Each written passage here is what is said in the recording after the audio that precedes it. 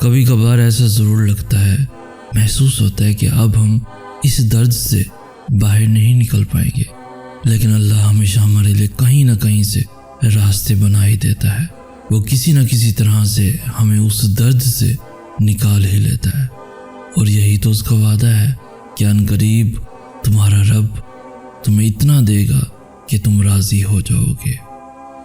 تو پھر اللہ کی اس گواہی سے بڑی اور کون سی گواہی ہو سکتی ہے جب وہ خود تم سے کہہ رہا ہے کہ تمہارا اجر قریب ہے، جب وہ خود تمہیں اس بات کی دلیل دے رہا ہے کہ صلہ اٹل ہے اور صلہ ملنے سے پہلے ہر آزمائش کا ختم ہونا لازم ہے۔ تو پھر تم کس کشمکش میں پھنسے ہو، کس کشمکش میں الجھے ہو؟ اللہ تو تمہارے مایوس ہو جانے پہ ہنستا ہے، یہ سوچ کر کہ اب تمہیں وہ سب ملنے والا ہے جس کے لیے تم رو رہے تھے۔ جب حالات بدتر سے بھی بدتر ہوتے چلے جاتے ہیں تب معجزے ہوتے ہیں اور دعاؤں کے جواب دے کر دل مطمئن کر دیے جاتے ہیں، جیسے اللہ نے اس آیت میں تمہیں کہا کہ میں تمہیں خوش کر دوں گا، یعنی تمہیں وہی دوں گا جو تمہیں پسند ہے، اور اتنا دوں گا کہ پھر کبھی بھی اس کی طلب تمہیں غم زدہ نہیں کرے گی۔ تہجد پڑھنے والوں کو معجزوں کا انتظار نہیں کرنا پڑتا، بلکہ معجزے خود ان کا انتظار کرتے ہیں۔ جب اللہ نے کوئی حیرت انگیز کام کرنا ہوتا ہے تب وہ تمہیں تہجد تک کھینچ لاتا ہے۔ جب اللہ نے تمہیں تمہاری پسندیدہ چیزوں سے نوازنا ہوتا ہے تب وہ تمہیں اپنی پسندیدہ عبادت کے ذریعے اسے مانگنے کی توفیق دیتا ہے، اور جو اس کی من چاہی عبادت قضا نہیں کرتا پھر اللہ بھی اس کی من چاہی چاہت اسے دینے میں دیر نہیں کرتا۔ تہجد کا صلہ صرف اور صرف کن ہے۔ تہجد کی طاقتوں کے سامنے کوئی بھی چیز ٹک نہیں سکتی، تمہارا مقدر بھی نہیں۔ یہ خاص بات ہے اس نماز کی کہ یہ ہارتی نہیں ہے، نہ ہی رکاوٹوں کے سامنے ڈگمگاتی ہے۔ یہ اللہ کو مناتی ہے، اور تب تک مناتی ہے جب تک اللہ مان نہیں جاتا۔ انکار کی گنجائش نہیں ہوتی، بس جو مانگ لیا تہجد میں وہ مل گیا۔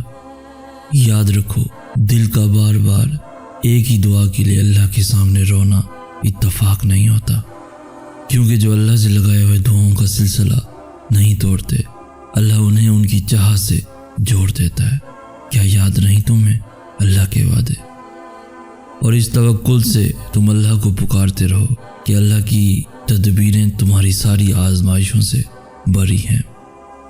صبر کا مطلب دعاؤں سے پیچھے ہٹ جانا نہیں، بلکہ دعاؤں پہ ڈٹ جانا ہے، اور اللہ صبر کرنے والوں سے محبت کرتا ہے، اور یقیناً اللہ صبر کرنے والوں کے ساتھ ہے۔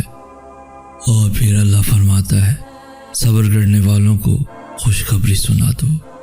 بس یقین رکھو کہ اس صبر کے بعد تمہارے لیے وہ معجزے ہیں جو تمہیں اس حد تک حیران کر دیں گے کہ تم اپنا ہر درد بھول جاؤ گے۔ جس صبر کو تم اختتام سمجھ رہے ہو وہ اللہ کے کن کا آغاز ہے۔ صبر یہ تو نہیں کہ تم اللہ سے مانگنا چھوڑ دو، صبر تو یہ ہے کہ تم اللہ کے معجزوں کا تب بھی انتظار کرو جب ہر امید ختم ہو چکی ہو۔ اللہ تو دلوں میں رہتا ہے، تو پھر دعاؤں کے پورا ہونے کی جو امید اب تک تمہارے دل کا حصہ ہے وہ اللہ کی رضا کے بغیر کیسے ہو سکتی ہے؟ صبر تو یہ ہے کہ تم تب بھی اللہ کی قدرتوں سے انکار نہ کرو جب مقدر تمہیں ہرا چکا ہو۔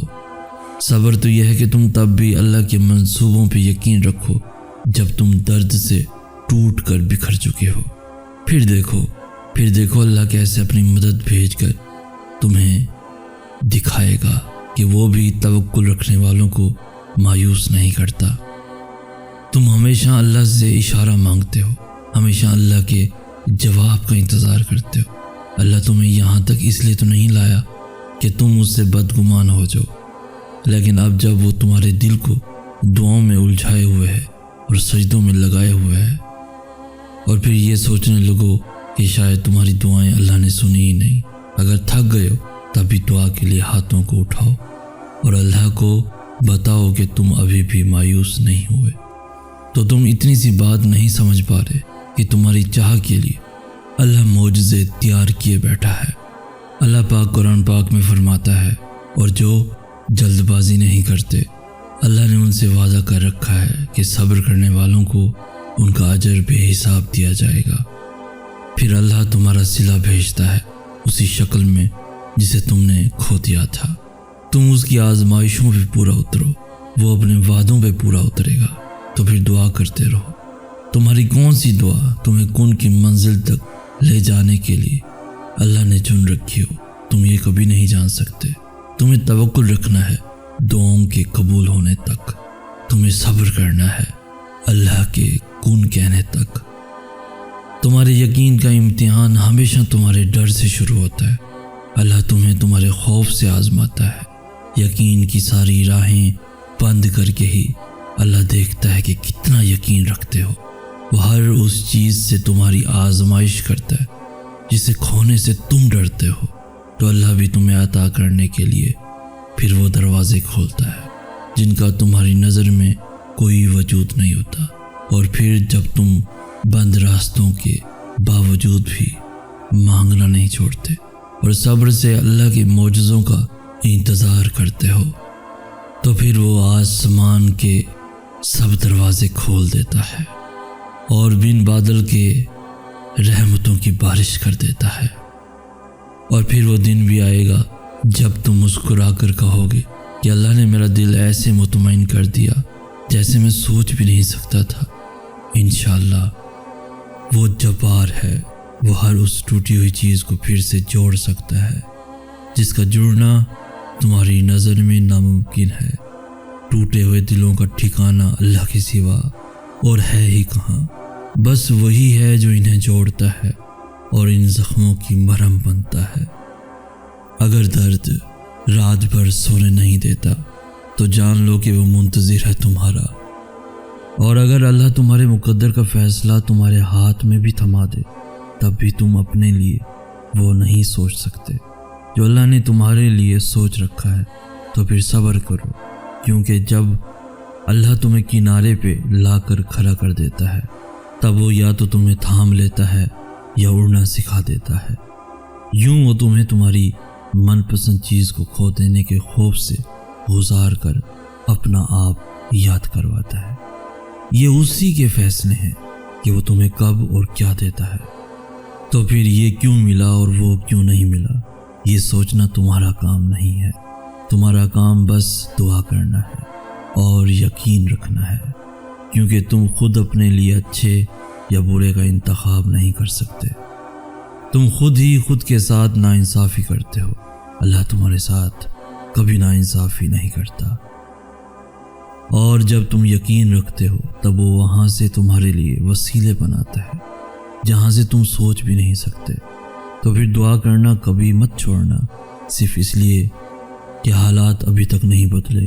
ایسا نہیں ہے کہ حالات اب کبھی بھی نہیں بدلیں گے، تبدیلی کائنات کا اصول ہے، اور اللہ اپنے بندوں کو کبھی بھی مسلسل تکلیف میں نہیں رکھتا۔